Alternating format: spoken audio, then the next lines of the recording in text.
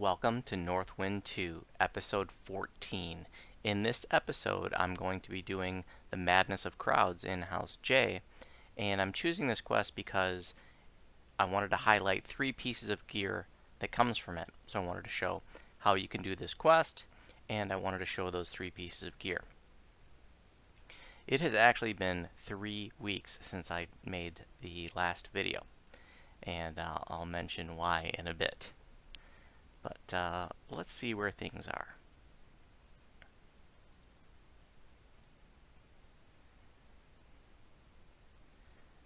So, for my level 14 quests, I did the 14s out in Giant Hold.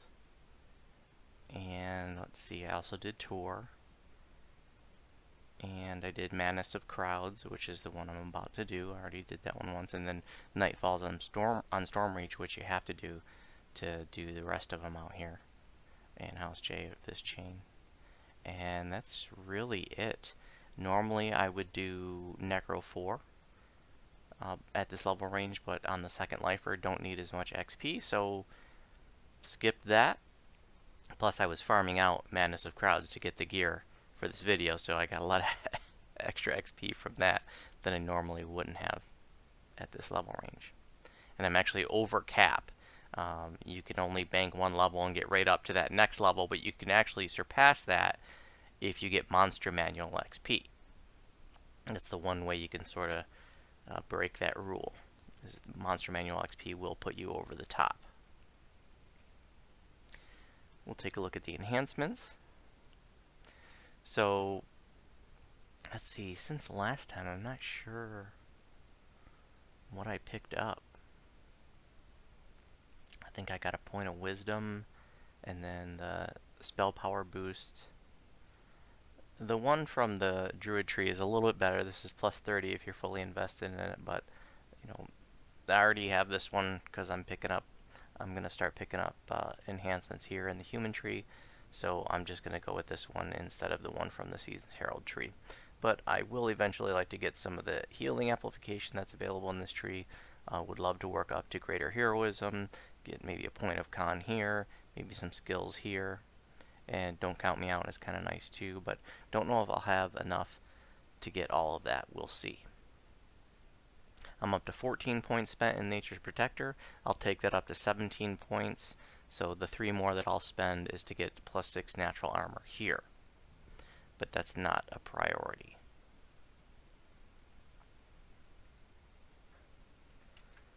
Still got 6 Reaper points, 6,000 to go for number 7, so probably won't see that until like level 16 or so.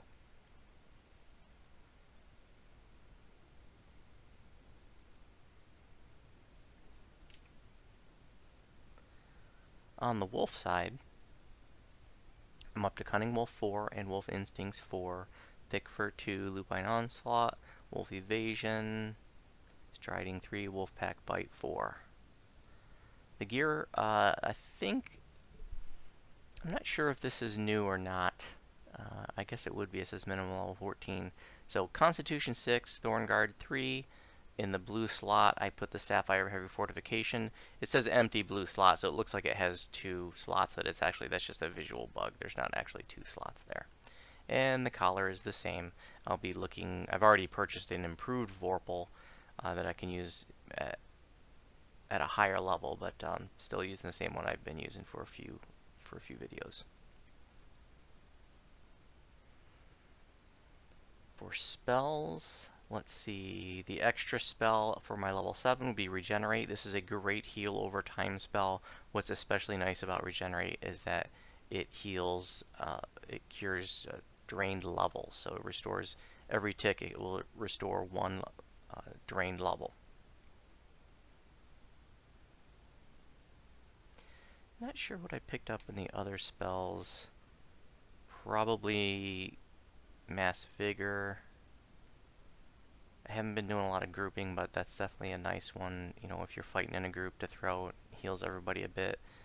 Fire Shield's great. You know, I like to have the regular spell when it becomes available. It's not a high priority. You can use scrolls until you have the extra slot, and I like to have that one quickened. This is a a spell that when you're in middle combat and you need that, you don't want it to get interrupted, so I do like to quicken Fire Shield.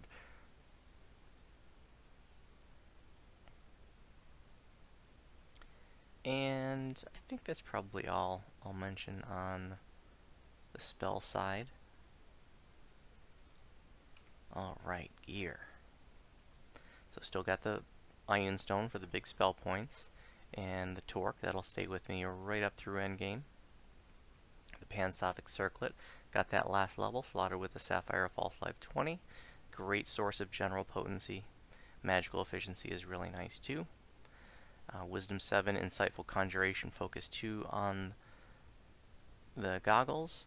The Scales of Exile come from this quest that I'm about to do. This is a beautiful set of heavy armor, so this replaces the level 10 that I got out of Black and Blue, the Scales of Avarice.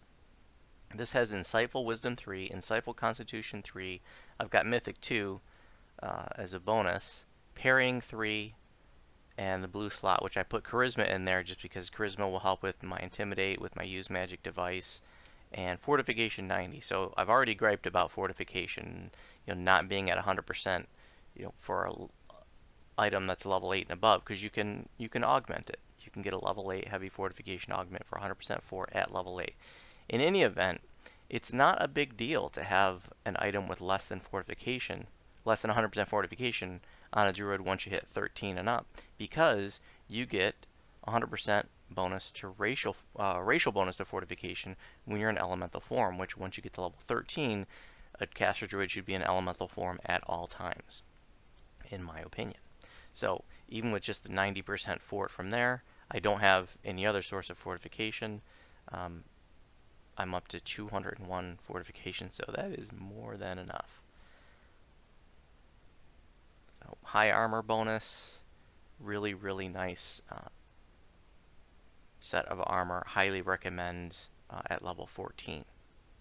And you can see it has a Wayward Warrior set at the bottom there. When you have 2 pieces equipped, you get a +2 bonus to natural armor and a +1 artifact bonus to constitution. The other piece of that set is the Giant's Platter. Also comes from this quest, Madness of Crowds. This is a beautiful shield, which I actually like better than the Wall of Wood. That was the shield that I normally would use at this level range. Actually, Wall of Wood's 15.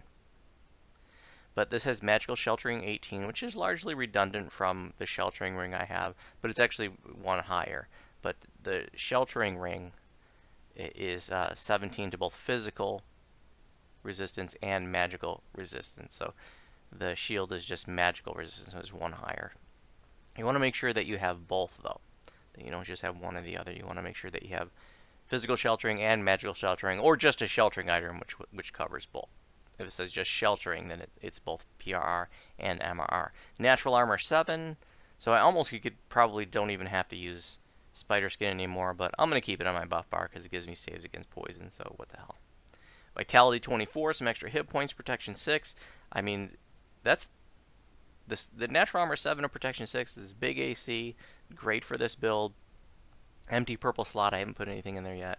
Not sure if I will, but what's neat about this is this shield is part of 2 different sets, 2 different 2-piece sets. So one is the Wayward Warrior, and the armor is the other piece, and then the Seasons of Change set, which the 2-piece is +10 artifact bonus to fire and cold spell power, perfect, and +1 artifact bonus to evocation DCs, perfect. Evocation is the most important school for a Druid because that affects things like Call Lightning and Earthquake, for example. So the other piece of the Seasons of Change set is the Wild Frost. Also comes from this quest. And the Seasons of Change actually has 3 different pieces that can comprise that. So you can use a sickle and the shield, or you could like dual wield the Wild Flame and the Wild Frost, or you could just use like the Wild Flame and the shield. So this is like a fire sickle, and then this is a cold sickle. And they're nearly identical, except the fire version has evocation focus 3. And the cold version has conjuration focus 3. I really wish the cold version had evocation focus on it because that's what I like more, but In any event, this is a great source of glaciation, ice lore, insightful glaciation 45.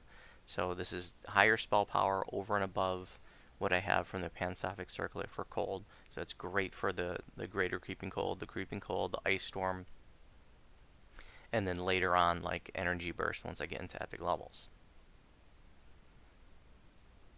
Don't have anything slotted in the red slot. But if you're a caster druid and you're not trying to be extra tanky like I am, then you'd probably want to dual wield the fire and the cold sickle. That would be a really nice option. I'll also mention, here's the normal wall of wood. This is what I used during the first series, and I really still like this shield. It's still a very viable shield. The 20 exceptional bonus, the healing application is great. Devotion 78's nice. That's a little bit higher than what you get from the Pansophic Circlet, although not a big selling point because you've got devotion up to 63 from the potency there basically.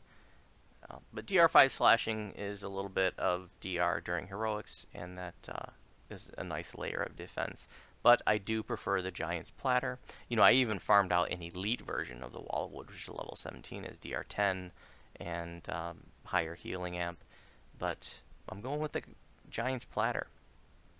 I also put the Silver Thread Cloak back in my inventory because I wanted to mention that, here with the Giant's Platter, you only have magical sheltering, but it would couple up nicely with the Silver Thread Cloak, which has physical sheltering on it. So if you were using the Silver Thread Cloak and the shield, then you would have both covered, and you wouldn't have to have a separate sheltering item like I do. I'm going to choose to use the Cloak of Flames, but again, showing you that the Silver Thread Cloak is an option. It's, at level 14, Wisdom 6, not bad, but, here in a couple more levels, you really would probably want to have a higher Wisdom item if possible. But Insightful Evocation Focus 2 is really nice and helps to compensate for what would be a lower Wisdom once you get up into like the teen levels, the mid-teen levels. Okay, where were we? Bracers of Wind. This has been the same as the last couple of videos. I'll be upgrading that to the next tier version, next level. The ring is the same as I showed last video, a Sheltering 17, Constitution 7.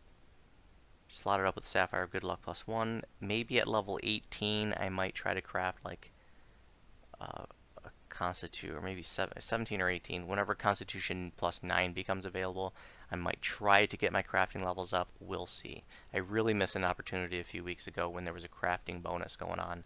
I should have used that opportunity to try to increase my crafting levels. I was much lower level then, and I didn't even really think at that point that I would probably get into crafting yet, but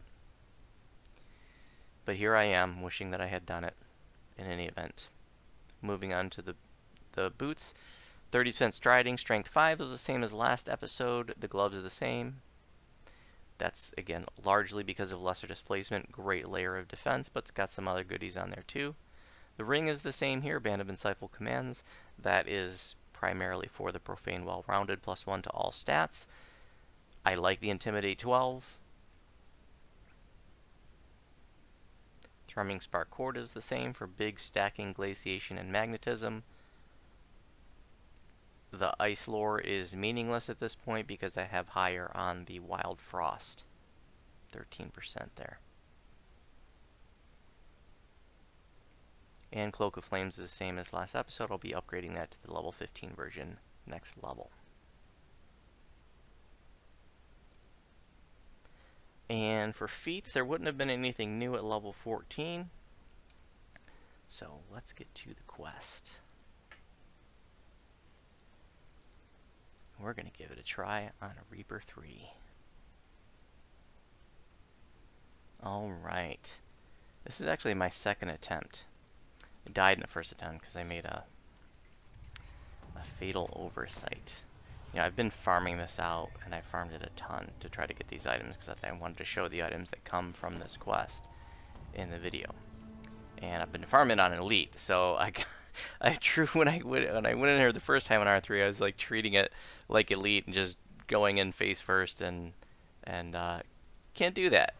I ran into a bunch of champions and I got smashed. So I'm gonna emphasize where that happened and show you how to avoid that.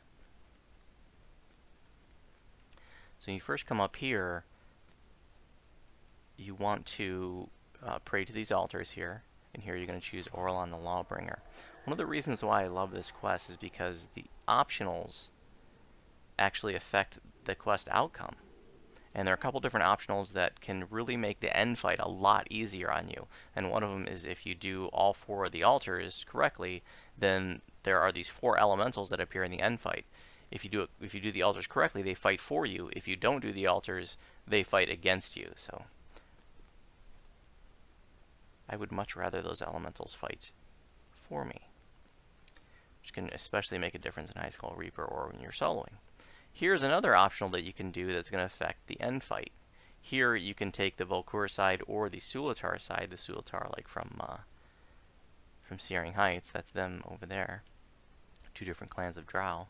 If you take Priestess Iona's side, the Volkur side, and then you fight this stuff now, and if you don't fight it now, you'd have to fight it in the end fight. So it just makes the end fight a little bit easier. Get these guys out of the way. So I always like to do this optional. On Higher Skull Reaper, like in Legendary, you can actually like let them fight it out, and I believe that the Volkur will clear these guys out for you.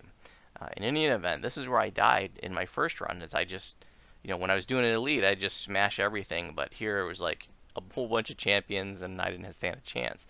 So what you want to do here to make this a little bit easier on you is take the Volkur side and then run like hell. Okay, and what you're doing here is you're letting all of the Volkur get the aggro instead of you. And now that they have the aggro, you can take this stuff out at your own pace.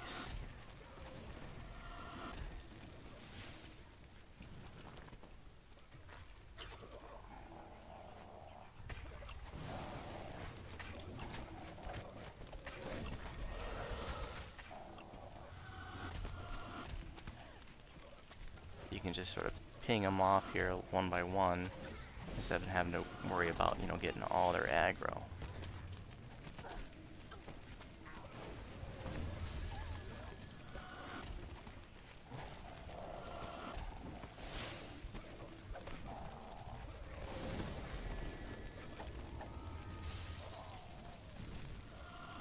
We're going to use Greater Creeping Cold on some of these guys, take them out. Fire elementals do not like creeping cold.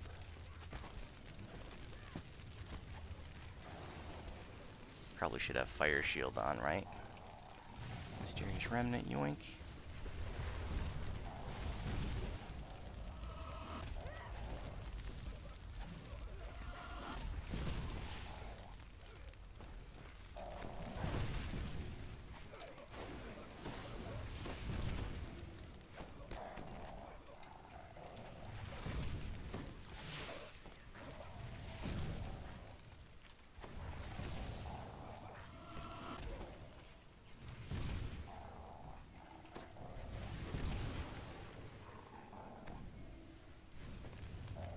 Okay, so now all these mobs are cleared. It's okay that the Volkur died.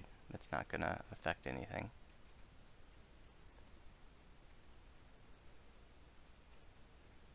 So now I'm going to come up here to the 3rd altar, and these guys are going to run over and attack you. But that's okay, just go straight for the altar after you get your mushroom. And just quickly click on the Jungle Leaves. Roa the Jungle Leaves option, and then they'll become non-aggressive. And you don't have to worry about them. Now, Bran Pits is, you have to find Bran Pits in this quest in order to advance it. And he can be in one of 3 locations. He can be here, he can be near the aqueduct by the beginning, or he can be over by the river by the next shrine that I'm about to go to. So I'm actually going to wait to talk to him, because once you talk to him,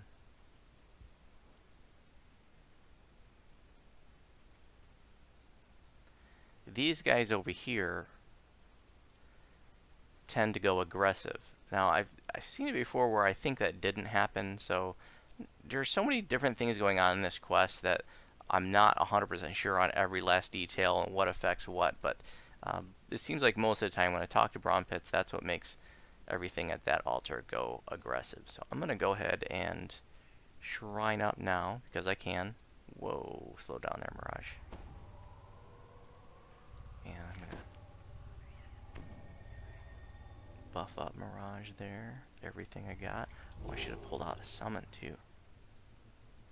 Out of practice on this tune. All I've been doing is farming this quest. So,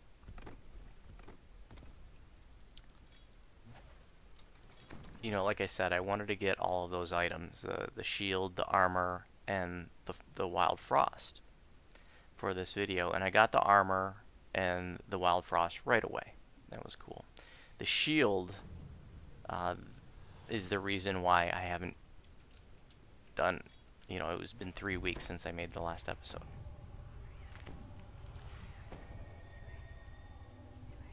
I ransacked this, and then I was like, well, you know, damn it, you know, I didn't get it, and I decided, okay, I'll wait a week till I get off ransack. You know, I had plenty of videos in the queue, no big deal, wait a week. Waited a week, ransacked it again, still no shield.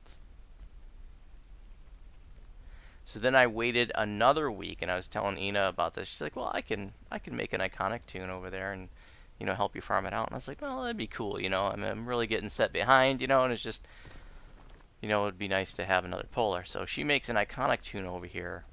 Once I'm off ransack the second time, we ransack it again, both of us, still no shield. Then I make an iconic tune, and she makes another iconic tune so that we can run it here again. Plus, at this point, I've already re-rolled like 20 times and spent like all my shards. And then I had a group up. Finally, a pug joined, and just as we were about to get to ransack, the pug pulled it. It ended up being a channel viewer, which was really cool. And here, you want to do Bloody Spear and pass it to me, which is awesome.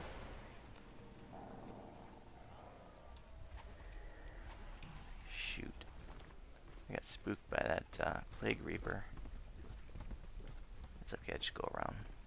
Bran Pits can also be right here by the river.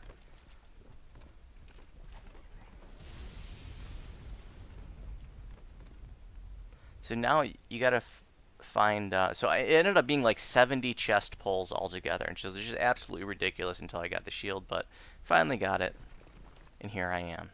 So you got to get one of these stew ingredients, and the 3 stew ingredients are this piece of driftwood, the spear with a giant skull, this thing here, and there's a scorpion stinger.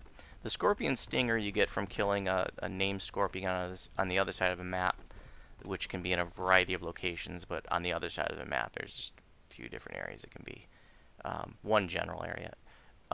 This spear with a giant skull can be in a variety of locations in this general vicinity, but if you pick that up, you'll have to fight a Scarrow and some other mobs.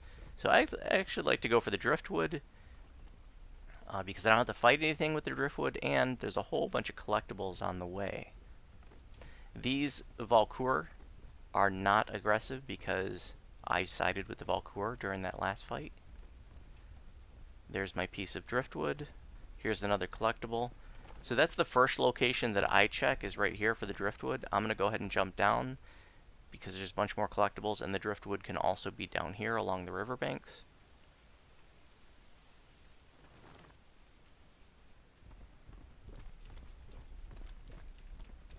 The river spirits are not aggressive because I chose the correct deity at the water shrine.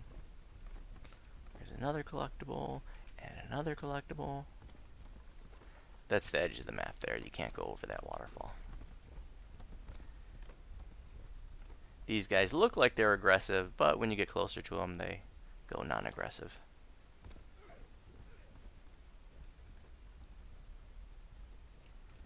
The driftwood could also be right over here. So you want to check there if you haven't found it up to this point.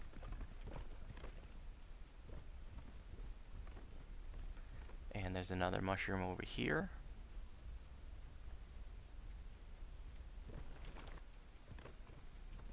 And then the last place that the driftwood could be while you're up here is like right over here. So you'd want to check there. Okay.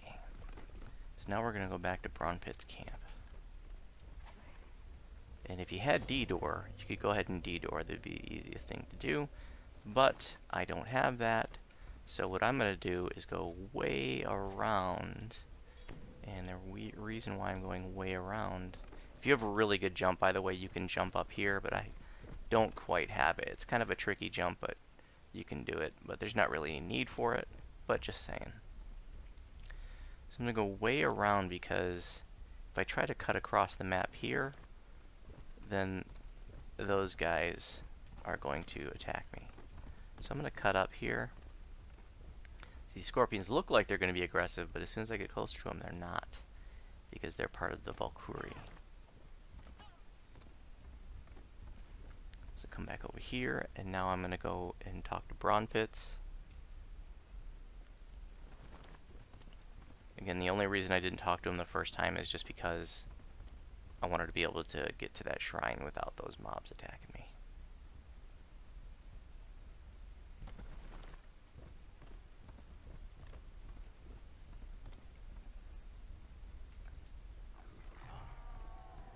So once you talk to him, the mobs at the fire shrine are going to go aggressive, and all of these mobs are going to appear at his camp. Now I'm going to show you something you can do here. Watch this. I'm going to run him back this way, and then some of the Valkyrie here are going to tangle up with them, and I can run them over here to the Woodwoads, and the Woodwoads will attack them too.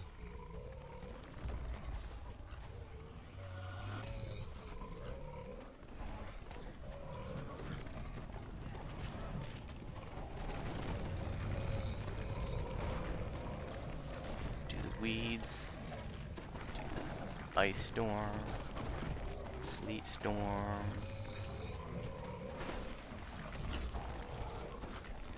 Sunburst to blind them. These mobs don't know what's going on. They're getting attacked by Woodwoads. They're in a hurricane. My wolf's dying.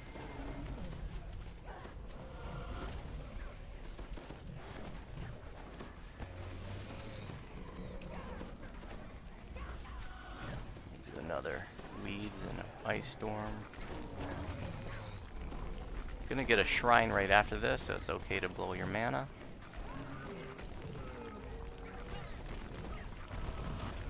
But you do have to kill that whole group that was at the camp, which can be a pretty intense fight if you try to just run in there all Willie Nelson like I did with the fight at the end of the road. Okay, let's get Mirage up.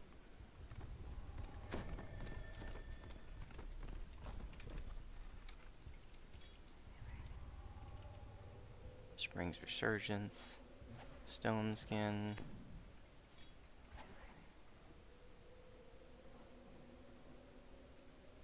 a few heal scrolls.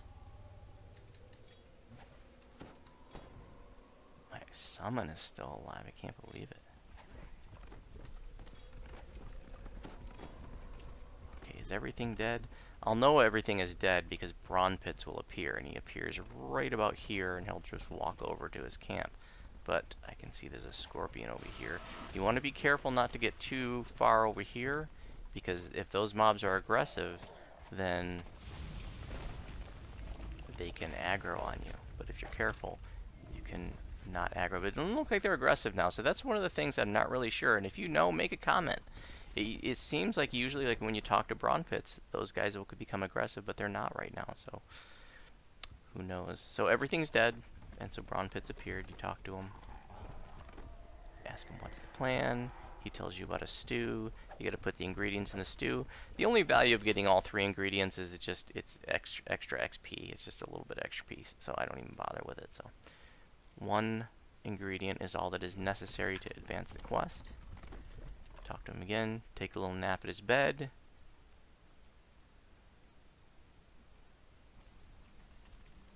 And then you wake up in this room. And you're going to get a shrine. So I'm going to go ahead and buff the wolf. And the summon. I should pull out a fresh summon. I don't know how much time is left on him. And we'll fully buff him.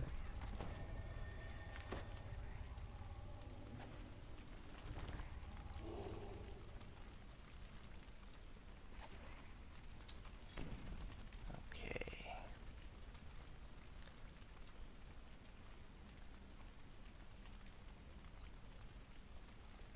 Did I not click the right thing? There we go. Shrine appears, Bran Pits takes off, and then the fire giant boss and his henchmen are going to appear. Now, if you didn't do the fight at the end of the road, halfway through the fight or so, the fire giant would call upon those Sulatar, and then they would appear, and you'd have to fight them here. So, make the end fight easier on yourself by getting those guys out of the way.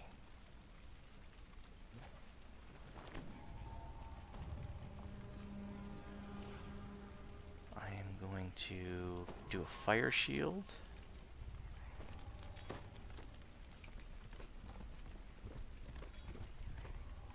Displacement, sure.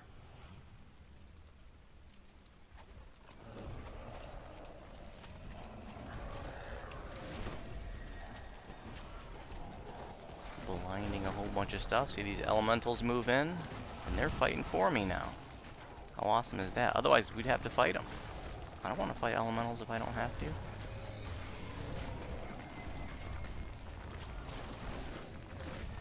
Once Suzar gets the half, he'd call in that other dude. He still calls him in, but he's like, where is that stupid slave?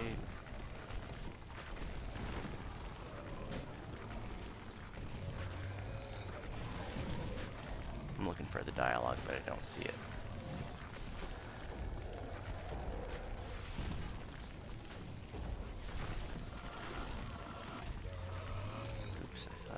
Targeting him.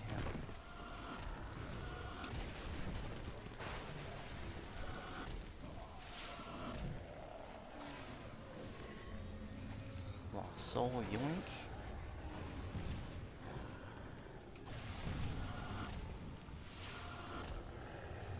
And voila. Not too bad. The first time I did this quest, once I first got to level 14, it was the first quest I did because I wanted to, well, a second one because I do Nightfalls first. I did it on R3 and I died in that one too. You can get overwhelmed easily, and it was, you know, I aggroed a group of mobs I didn't mean to as I was coming back across the map, and then there was another group of mobs that I ran into, and it was just, there's just too many mobs. So, talk to Bran Pits, finish it up. And this is going to say I'm on Ransack because I farmed this so freaking much. So, but there you have it. Not too bad if you know how to do the quest. If you don't know how to do this quest, you can run around and aggro all kinds of mobs. But there's one relatively easy way. 3 fights to do this one. And if you're doing my build or any kind of Druid caster, there's lots of good gear that comes from this chest right here. Thanks for watching. As always, if you have any questions about my videos, you can respond on YouTube. And if you have any questions about my build, you can respond to my build post in the Druid forum.